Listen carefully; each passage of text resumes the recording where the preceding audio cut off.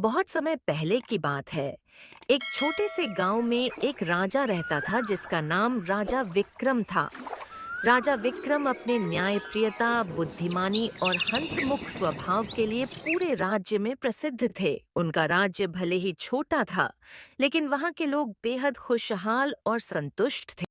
राजा विक्रम की दिनचर्या बहुत ही सरल थी। हर सुबह वे गांव के चौपाल पर आकर गांव वालों से मिलते और उनकी समस्याओं का समाधान करते।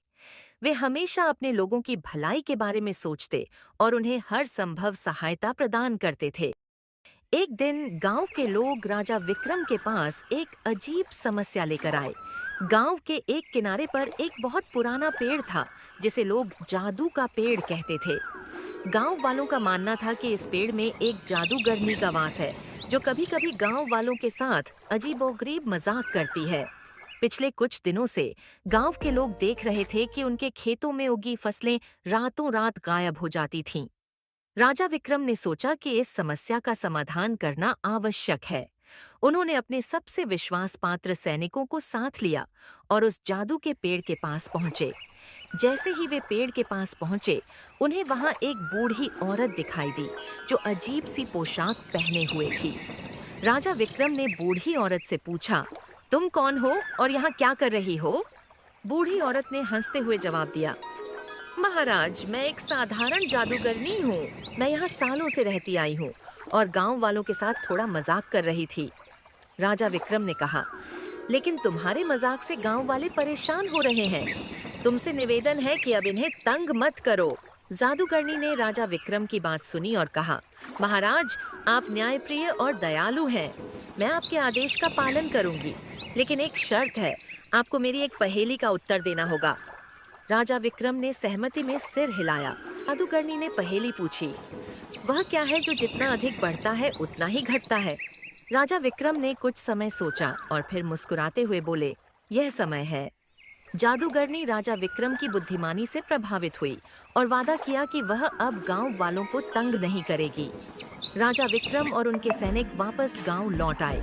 गांव वालों ने राजा विक्रम का स्वागत किया और उनकी बुद्धिमानी की प्रशंसा की।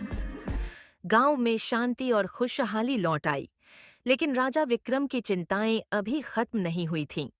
उनका इकलौता पुत्र राजकुमार आदित्य युवा हो रहा था और राजकाज संभालने के लिए तैयार हो रहा था।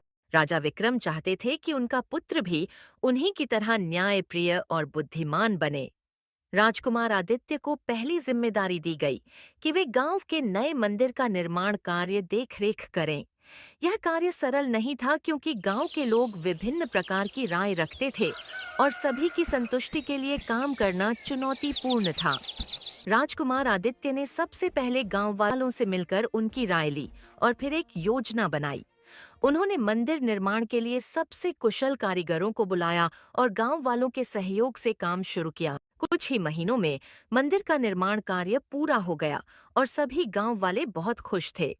उन्होंने राजकुमार आदित्य की प्रशंसा की और राजा विक्रम को गर्व हुआ कि उनका पुत्र भी उनकी तरह न्यायप्रिय और बुद्धिमान है।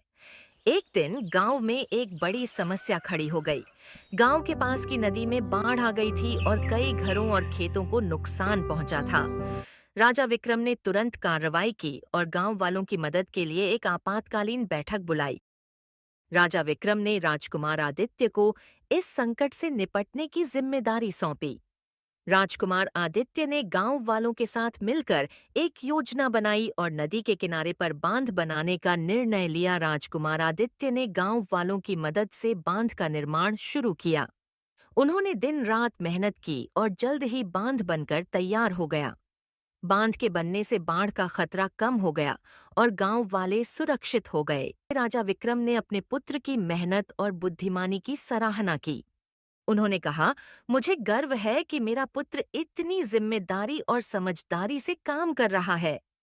एक दिन गांव में एक विवाद उत्पन्न हो गया। दो किसान, रामू और श्यामू, एक ही जमीन के टुकड़े पर अपना दावा कर रहे थे।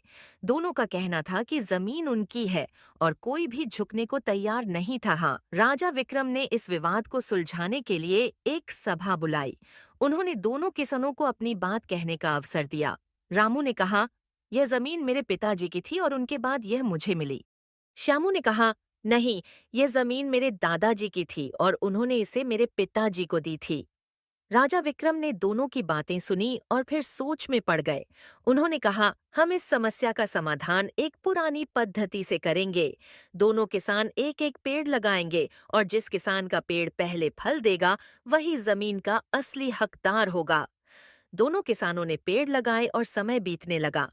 कुछ ही महीनों में रामू का पेड़ फल देने लगा, जबकि श्यामू का पेड़ अभी भी बढ़ रहा था। राजा विक्रम ने घोषणा की कि जमीन रामू की है, क्योंकि उसके पेड़ ने पहले फल दिया। श्यामू ने इस फैसले को स्वीकार किया और दोनों किसान फिर से अच्छे दोस्त बन गए। राजा विक्रम ने इस तरह एक और समस्या का समाधान किया और गांव में शांति स्थापित की। राजा विक्रम ने अपने जीवन काल में कई समस्याओं का समाधान किया और लोगों की भलाई के लिए हमेशा तत्पर रहे। उनकी न्यायप्रियता और बुद्धिमानी ने उन्हें एक आदर्श राजा बना दिया। एक दिन राजा विक्रम ने अपने पुत्र राजकुमार आदित्य को बुलाया और कहा कि राजा का कर्तव्य है कि वह अपने लोगों की भलाई के लिए हर संभव प्रयास करे। न्याय और दया हमेशा तुम्हारे मार्गदर्शक होने चाहिए। राजकुमार आदित्य ने अपने पिता की बातों को ध्यान में रखा और वादा किया कि वह भी उन्हीं की तरह न्यायप्रिय और बुद्धिमान बनेगा। इस प्रकार गांव के राजा विक्रम की कहानी हमें यह सिखाती है कि बुद्धिमानी, न्यायप्रियता और दयालुता से हर समस्या का समाधान संभव है। राजा विक्रम की कहानियां उनके पुत्र और आने वाली पीढ़ियों के लिए हमेशा प्रेरणा स्रोत बनी रहेंगी।